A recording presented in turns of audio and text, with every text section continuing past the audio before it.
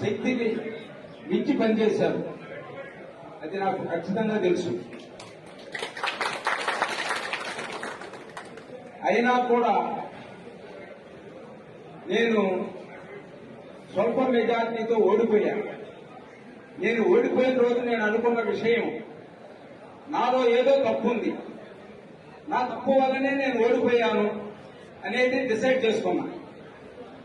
అంతకన్నా నేను ఏ కార్యకర్త మీద కానీ ఏ లీడర్ మీద కానీ ఎటువంటి అపవాదులు అనేవి ఏమాత్రం నేను చెప్పదలుచుకోలేదు కూడా. ఎందువల్లంటే నాకు అటువంటి అదృష్టం ఉందేమో, నాలో ఎన్నో తప్పులు ఉన్నాయేమో అనే పద్ధతిలోనే అనుకున్నాను. కానీ ఆ క్షణంలోనే నేనేం దాని గురించి కూడా బాధపడను. ఈ గెలుపు ఓటములు అనేవి సర్వసాధారణం. అయితే మనకు అపోజిషన్ లో తెలుగుదేశం అనే పార్టీ గెలిచిన తర్వాత ఇటువంటి దాడులు చేయటం అనేది చాలా అన్యాయం. అదే వైఎస్ఆర్ కాంగ్రెస్ పార్టీ గెలిచినప్పుడు ఇటువంటి ఏ మాత్రం కూడా చేయలేదు అనేది నేను అనుకుంటున్నాను. ఈరోజు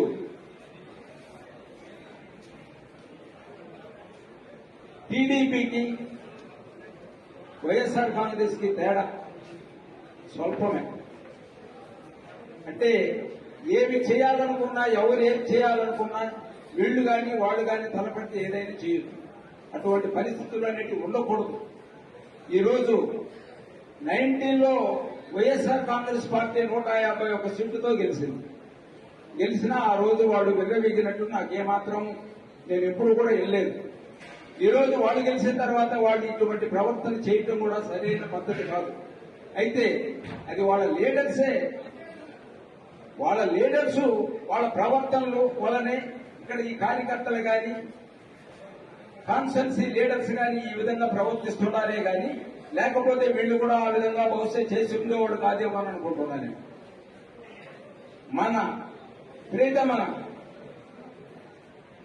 లీడరు జగన్మోహన్ రెడ్డి 100 సంవత్సరాల వయసు వచ్చిన మనిషి మాత్రం కాదు.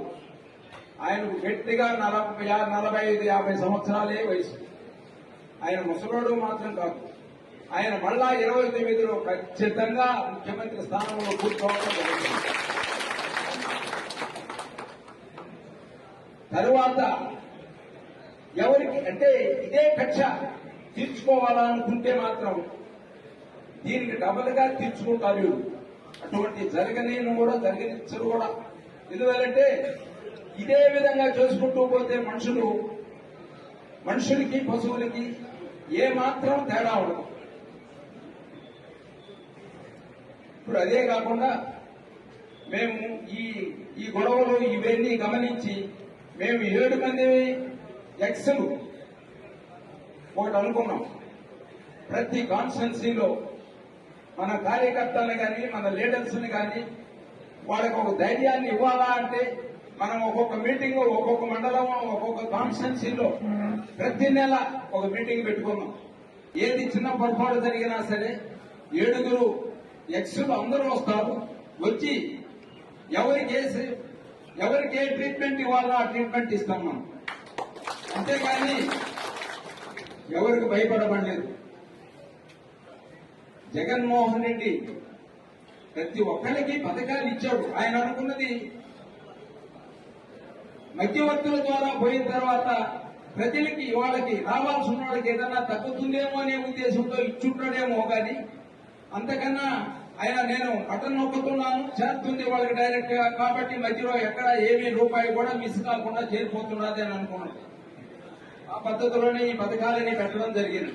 అయినా కూడా ఈ పథకాలు పెట్టాడు. కానీ ఆయన చెప్పిన మాటల్లో కొంచెం చిన్న చిన్న తేడాలు ఉండిన దాని వల్ల అది ప్రతి ఒక్కళ్ళు ఈ ఓసీలు వేరే విధమైన అర్థాలతోటి ఈ రోజు ఆయనకు వ్యతిరేక తీర్పు ఇవ్వడం జరిగింది.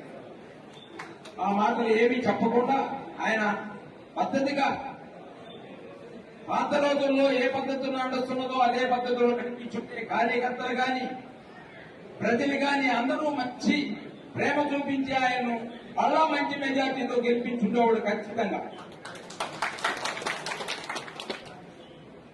అది నేను అనుకోవటం పొరపాటేమో నేను అనుకుంటున్నాను. సరే, అయినా కూడా జగన్మోహన్ రెడ్డి 50 సంవత్సరాలు వయసు ఉండే వ్యక్తి. ఖచ్చితంగా ఆయన మళ్ళా 29లో మంచి మెజార్టీతో ముఖ్యమంత్రి కావడం గ్యారెంటీ. అయితే మనం ప్రజలందరికీ చెప్తాం, మన వాళ్ళకి చెప్తాం, వీళ్ళు అనవసరంగా జోక్యాలు చేసుకొని చిన్న చిన్న తగ్గులు పెట్టుకోకుండా జాగ్రత్తగా ఉండండి. నిజంగానే మీ మీదికి వచ్చి ఎవరైనా వచ్చి ఏదన్నా పొరపాటున మిమ్మల్ని అటాక్ చేస్తే మాత్రం మేము 7 వస్తాము. 7 మండలం కాన్స్టిట్యున్సీలో ఉండే ప్రతి లీడర్ని, ప్రతి మనిషిని అందరినీ తోడు చేసుకొని అందరం అటాక్ చేస్తాం. ఎవరిని కూడా వదిలే క్వశ్చనే లేదు. వాళ్ళు మంచిగా ఉండాలా, మనము మంచిగా ఉండాలి. అంతేగాని ఏదో పవర్ ఉండాలని ఏదో చేద్దాము అని అనుకోవడం అనేది చాలా మూర్ఖత్వం. అది అటువంటి మూర్ఖత్వానికి పోకుండా ప్రతి ఒక్కళ్ళు ప్రజలు వాళ్లే తెలుసుకోవాలి. తెలుసుకొని మనం ఈ పని చేయడం కరెక్ట్ కాదు. వాడు చేసే పనికి చంద్రబాబు నాయుడు వచ్చేమి వీళ్ళకి గోల్డ్ మెడల్ ఇవ్వరు. వీళ్ళు చేతకాంతనంతో పనులు చేసుకుంటున్నారు. ఇదే మనుషులు రేపు 29లో దానికన్నా వడ్డీతో సహా వీళ్ళు తీర్చుకోవడం గ్యారెంటీ. అటువంటి పరిస్థితులు లేకుండా వీళ్ళు ఉన్నంత వరకు మనమే తగ్గడం అంటే వాళ్ళకి దాసోహం అవుతామని కాదు. అనవసరమైనట్లు తలదొచ్చకుండా మంచి మనసుతోటి, మంచితనంతో అందరం ఈ తలలో నియోజకవర్గంలో అయితే తెలుగుదేశం కార్యకర్తలు ఎంత కసిగా చేశారో వైసీపీ కార్యకర్తలు కూడా ఒక్కోళ్ళకి వచ్చినందుకు కూడా అంతే కసిగా చేశారు. ఎక్కడ కూడా మన కోసం మాట్లాడే వ్యక్తి, మన గ్రామాల కోసం రేపు అభివృద్ధికి పాటుపడ్డాడు, ఆయన మనం గెలిపించుకుంటే అనే కసితోనే ఎన్నికలు చేశారు తప్పితే ఆయన మోసం చేయాలని ఎవరు అనుకోలేదు. కాకపోతే వైఎస్ఆర్సీపీ చాలా బలంగా ఉంది అని అనుకుంటున్నా కదా.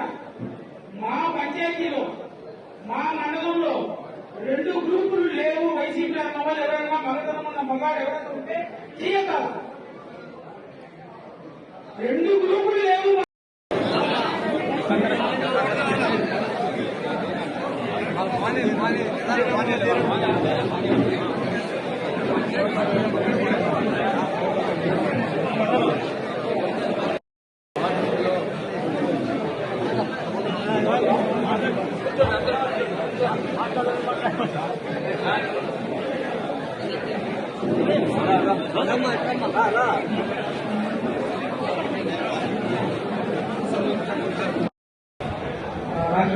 గారికి